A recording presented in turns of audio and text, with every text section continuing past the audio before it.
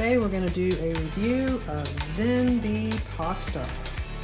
We're going to be making the spaghetti, which is made from 100% yellow peas. Yes, that is correct. If you read the label, it says that it's 100% yellow peas. And that's it. No other ingredients. It's gluten-free, non-GMO, no artificial anything or preservatives. Cooks really quick.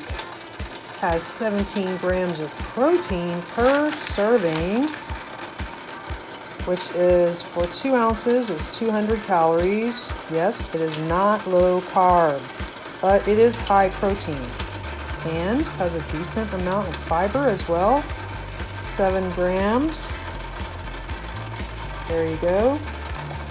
And as you can see, ingredients, yellow peas, and that's it.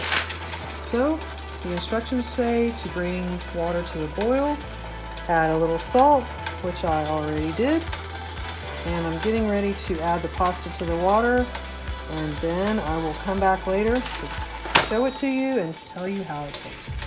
As you can see, this is what it looks like, and I'm going to press it down in the water a little bit. It says to stir gently, if I recall, and cook for 6 minutes. So I'll be right back. And there it is, boiling away. It did foam up quite a bit, so be prepared to keep a close eye on the pot. So as you can see, it has a color that is very similar to just your regular pasta. So,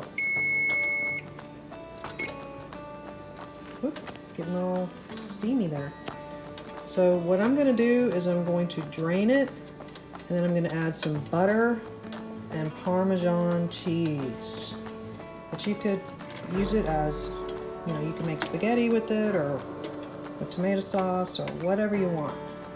It's just pasta, but I'm going to let you know how it tastes in just a few seconds.